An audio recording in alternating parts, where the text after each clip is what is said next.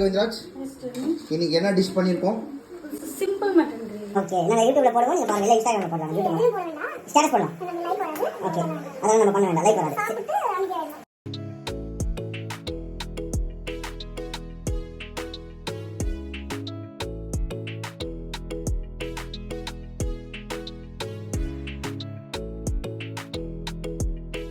இஞ்சி கொண்டை போட்டு நன்றி வரலாம். ஒரு யூடியூப் சேனல் பண்ணுறாங்க.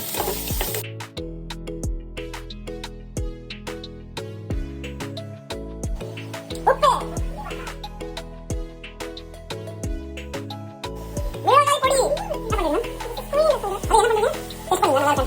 யாருக்காக பண்ணுகிறாய்?